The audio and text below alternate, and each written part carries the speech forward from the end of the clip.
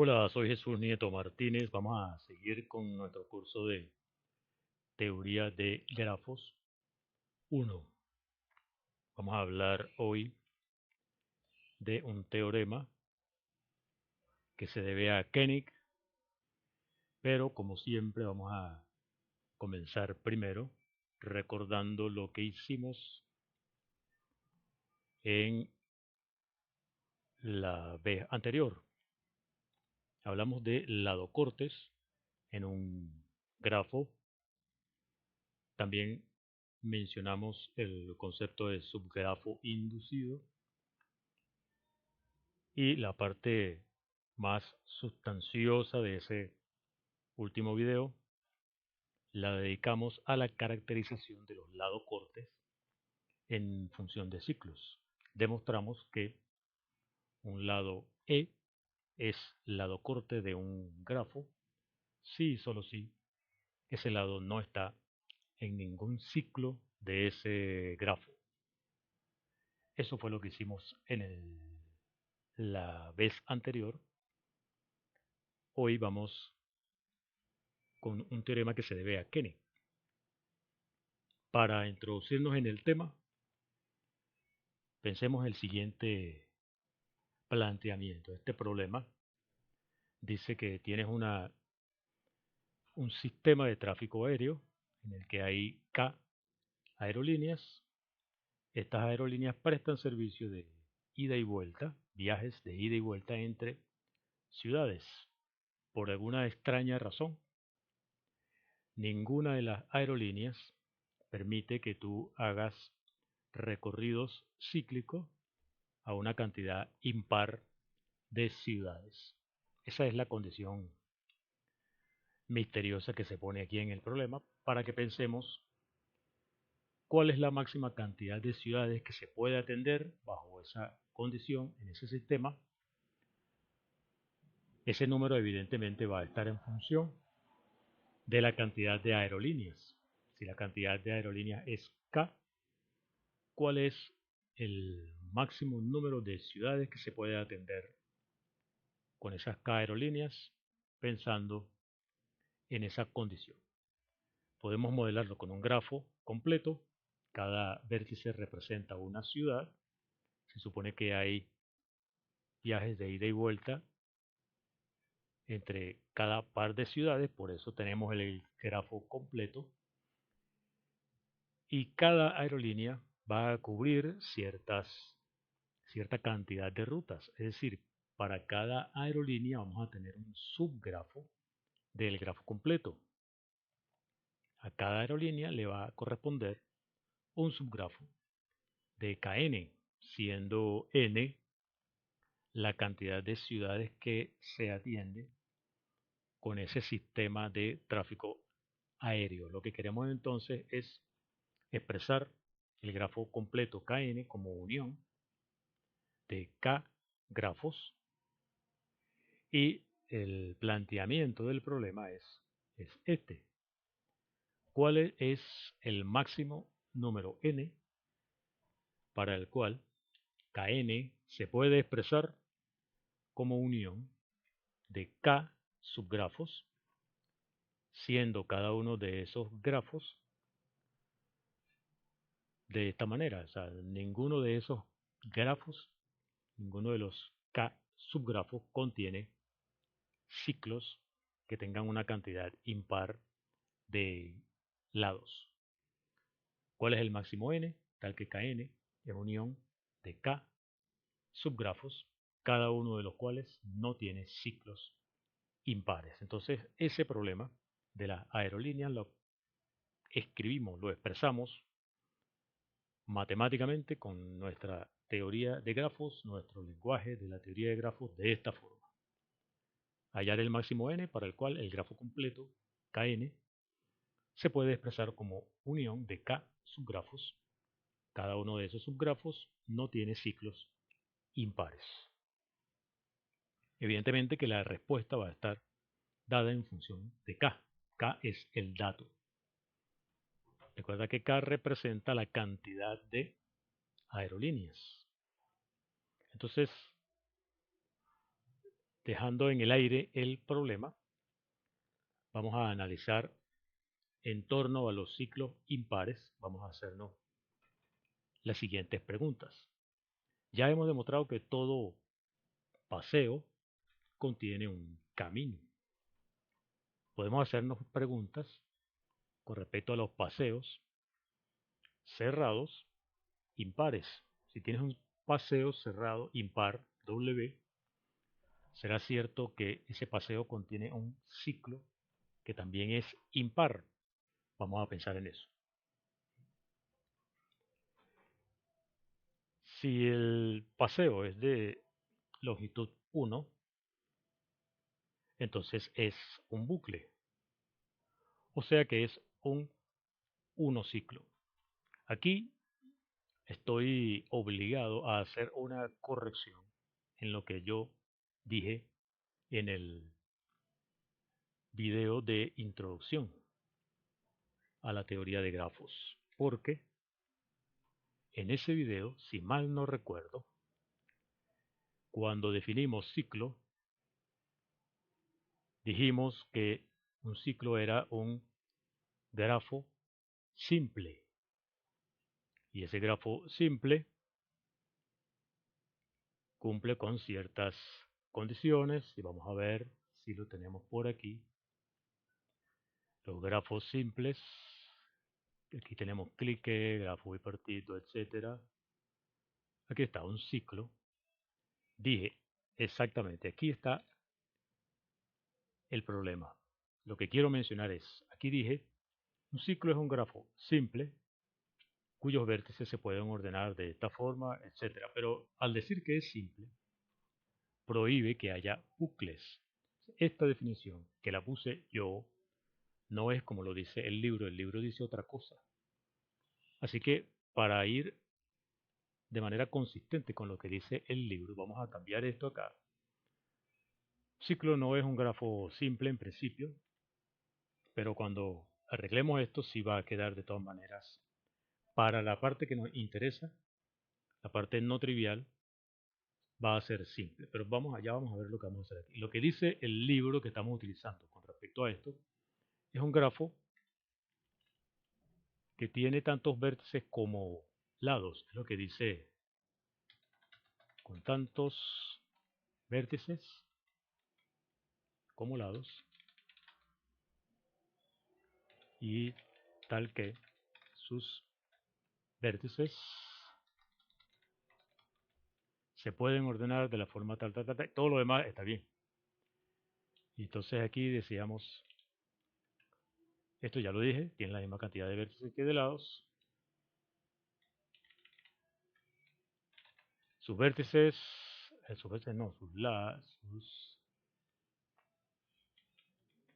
vértices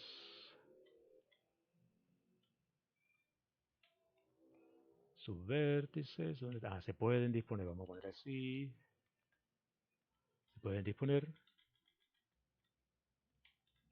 de manera circular. Esto es lo que quiero arreglar para que en el caso trivial, aquí está, un ciclo es un grafo C con tantos vértices como lados, tal que sus vértices se pueden ordenar de la forma tal, cuyos lados son estos, o sea que los vértices se pueden disponer de forma circular, cada vértice. Entonces ahora, así como está dicho aquí, es consistente con lo que voy a decir ahora en la siguiente demostración. Todo esto lo que cambia es este caso en el que tiene longitud 1. Si volvamos a lo que estábamos haciendo, aquí tenemos un paseo que tiene una cantidad impar de lados. Queremos saber si tiene un ciclo impar. Entonces, para que no se nos eche a perder el paso básico de la inducción, tuvimos que hacer ese cambio al principio, que fue un error mío, no del libro. El libro lo tiene definido de esa forma que acabamos de corregir ahora. Si la longitud del paseo es 1, entonces es un bucle, o sea que es un 1 ciclo. Entonces aquí ya resuelvo ese problema que tenía, porque al decir que era simple, que los ciclos eran simples, estoy evitando, estoy prohibiendo que haya bucles. Entonces esto no me sirve este paso básico acá. Entonces una vez que hemos enmendado aquello, tenemos el paso base para la inducción. Si la longitud del paseo es 1, entonces el mismo paseo es un ciclo de longitud 1. Ahora vamos a nuestra hipótesis inductiva. Vamos a suponer que la respuesta a la pregunta es sí para paseos que son cerrados y que la longitud del paseo S cerrado es menor que la longitud de nuestro paseo W, que estamos llamando N. Entonces, como en un par de demostraciones del video anterior, esto se divide en dos casos. El caso es si W no tiene vértices repetidos, entonces ya está listo. No solamente sería un paseo cerrado, sino que sería un ciclo. Y entonces, como es impar, ya tenemos nuestro ciclo impar. O sea, si no repite vértice, estamos listos. Ahora, si repite vértice, podemos elegir el primer vértice que se repite en W, y entonces ese paseo W tiene esta forma. Aquí está el primer vértice que se repite, y entonces tú puedes verlo, todo el paseo, como en dos partes. Una parte en la que hay una cantidad par de lados, esta parte tiene una cantidad par de lados, y la otra parte tiene una cantidad impar. Cada una de esas partes es un paseo cerrado, con vértice inicial y final B. Este es un paseo cerrado que empieza y termina en B. Este es un paseo cerrado que empieza y termina en B. Este tiene una cantidad par de lados y este tiene una cantidad impar de lados. Tiene que ser así porque, por hipótesis, la cantidad de lados de W es impar. Así que una de las partes es par, la otra de las partes es impar. Entonces, esta parte, que tiene una cantidad impar de lados, es un paseo cerrado impar, que tiene longitud menor que la longitud de W.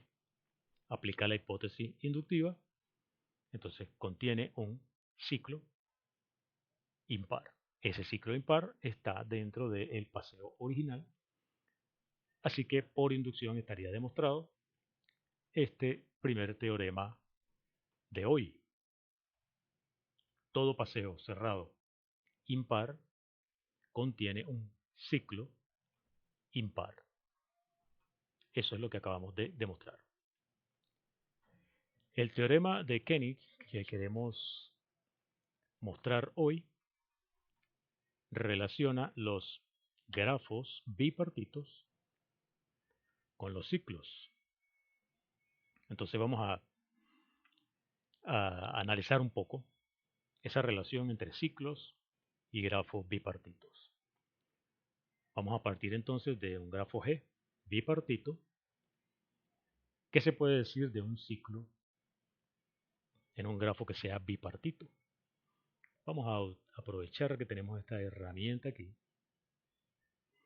Grafo bipartito significa aquí tienes un vértice, aquí tienes un vértice, aquí tienes un vértice. Tienes esta la primera parte, esta la otra parte,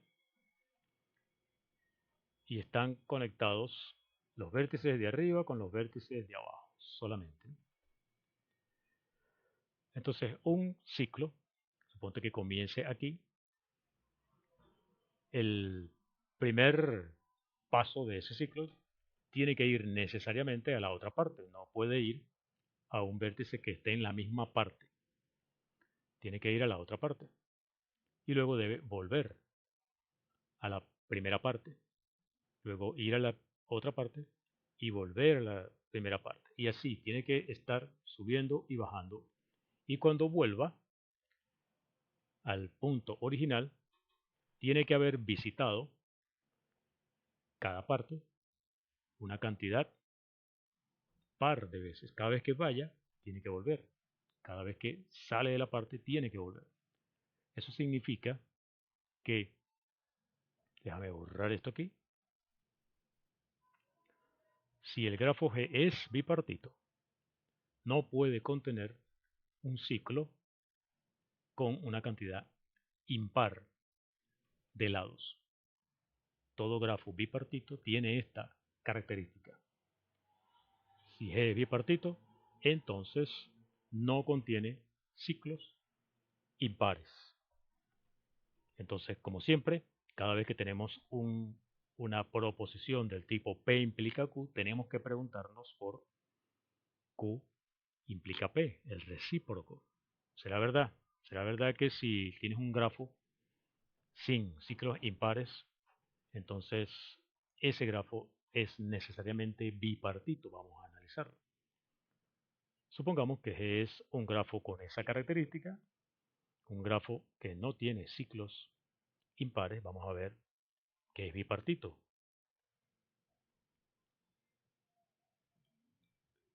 Si el grafo tiene, digamos, esta es una componente, esta es otra componente, esta es otra componente, y supongamos que tiene por aquí puntos aislados. El análisis que vamos a hacer, lo vamos a hacer sobre cada componente. Vamos a hacer el análisis en una componente. Que no sea trivial, ¿no? En la parte trivial no hace falta hacer análisis, porque ahí no hay.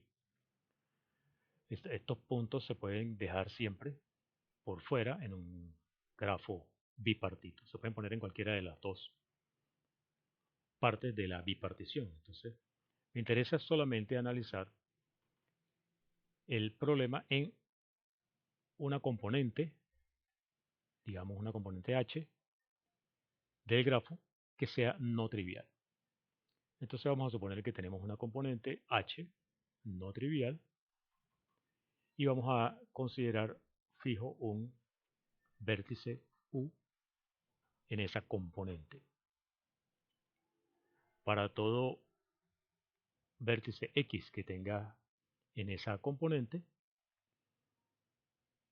como estamos hablando de la componente H, y toda componente por definición es un grafo conexo, siempre va a haber camino entre U y X.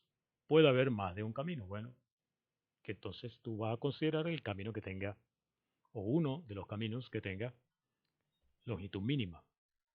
Esa longitud mínima es función de X. Entonces vas a definir f de X, la mínima longitud de un camino que vaya de U a X. Eso lo hacemos para cada X que esté en la componente. Dado un vértice X, vamos a definir f de X como la longitud de un camino minimal, o mejor dicho, la mínima longitud que haya que tenga un camino que va de U a X. Esa es una función que está bien definida porque H es un conjunto, un grafo conexo. Lo que vamos a hacer entonces es partir el conjunto de los vértices en dos partes. Una de las partes es la que nos da la función. Son aquellos vértices donde la función nos da un número par. Y la otra parte es donde la f arroja un número impar. Eso evidentemente parte en dos al conjunto de vértices. El conjunto de vértices está partido en dos de esa manera. A y B son disjuntos. Ahora lo que necesitamos para terminar de ver que el grafo es bipartito es ver que cada una de esas partes es un conjunto independiente. Es decir, que no puede haber un lado que tenga sus extremos, uno en A y el otro en B. Mejor dicho, no puede haber, perdón, un lado que tenga sus dos extremos en A o sus dos extremos en B. Todos los lados tienen que tener un extremo en A y el otro extremo en B. Es decir, queremos ver que el conjunto A y el conjunto B, ambos, son independientes.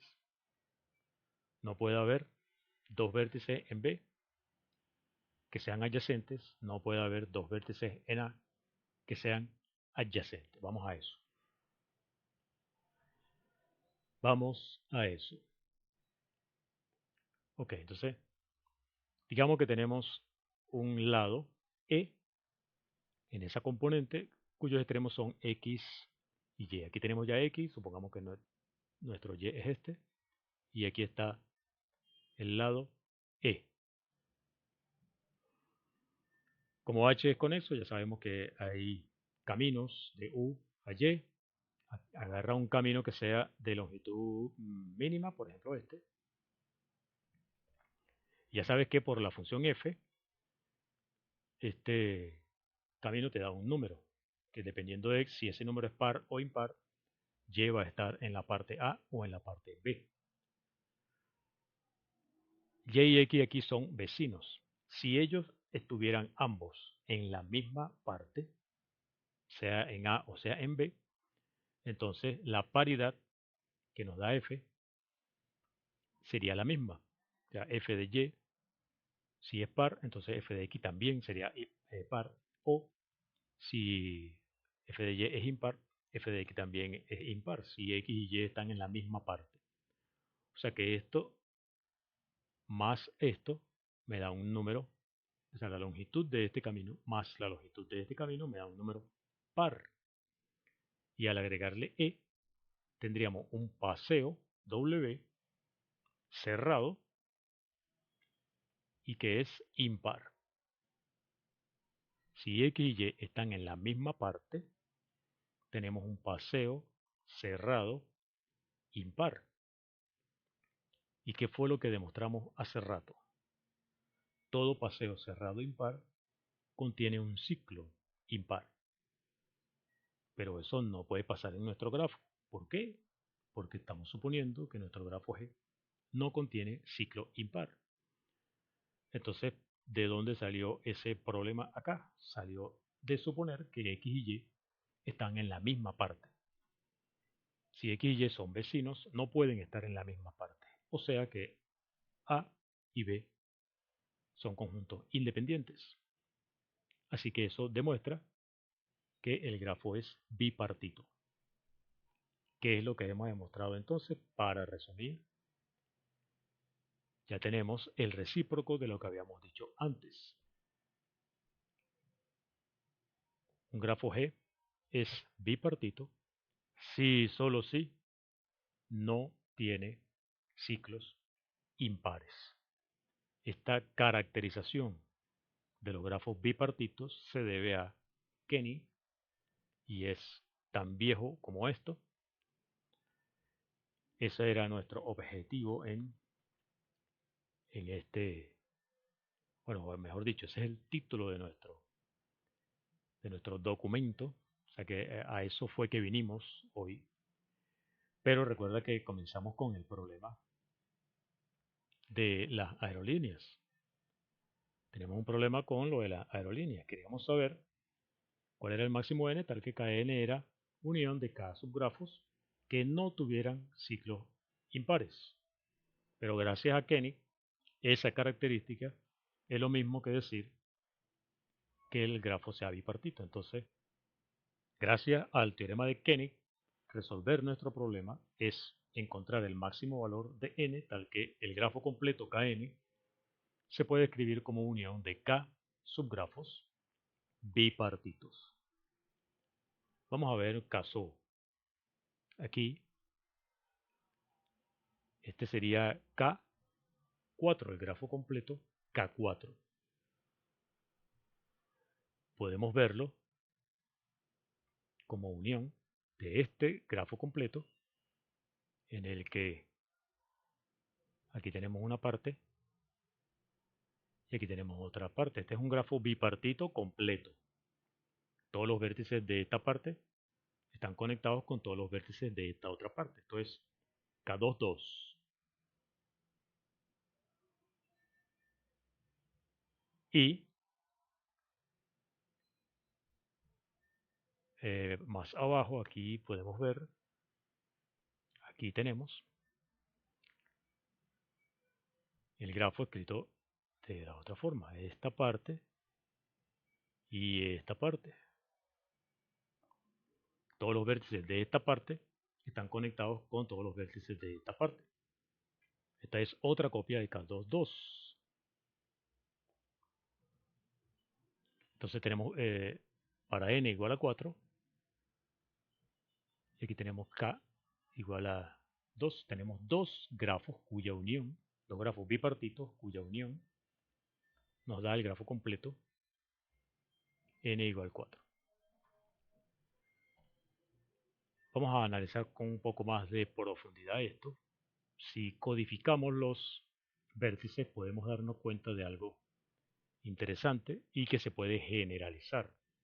Y es lo que vamos a hacer para resolver nuestro problema. Ponle etiquetas binarias a los vértices del grafo. Vamos a llamar a estos 0, 0, 0, 1, 1, 0 y 1, 1. Etiquetas con, si tú quieres verlo como tuplas o como palabras de longitud 2 en el alfabeto 0, 1. Simplemente vamos a llamarlo tuplas binarias. Cada vértice es una tupla binaria y, como dijimos anteriormente, para verlo el grafo bipartito, fíjate lo que vamos a hacer. ¿Cómo es la primera parte? La primera parte que llamé, dije que era esta. A esa parte vamos a llamarla A1, digamos, A1. Son los vértices que tienen en el primer dígito,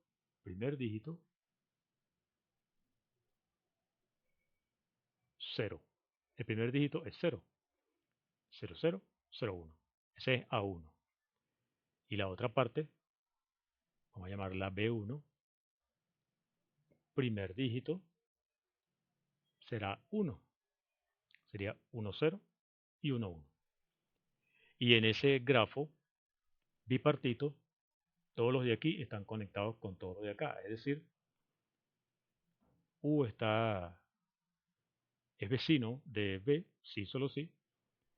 La primera coordenada, vamos a llamarla U1, es distinta de la primera coordenada de B. O sea, aquí tenemos, este empieza con 0, este empieza con 1. Entonces este va conectado con este. Este empieza con 0 y este empieza con 1. Este va conectado con este. Igual así, este empieza con 0, este empieza con 1, van conectados. Este empieza con 0 y este empieza con 1, van conectados. Este sería nuestro grafo G1. G1 es un grafo bipartito donde la primera parte está formada por aquellos vértices cuyo primer dígito es 0.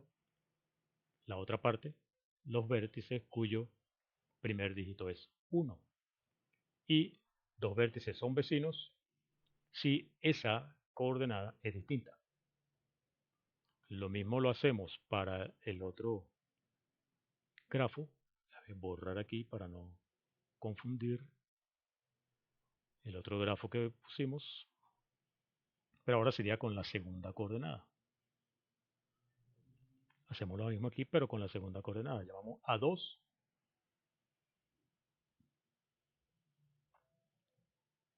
Bueno, voy a tener que borrar completo porque esta borra es muy grande.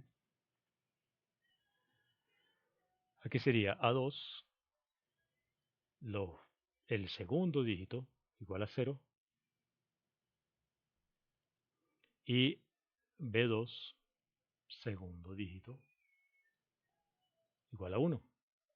Entonces, por ejemplo, si este era 0, 0, 0, 1, 1, 0 y 1, 1, que es A2.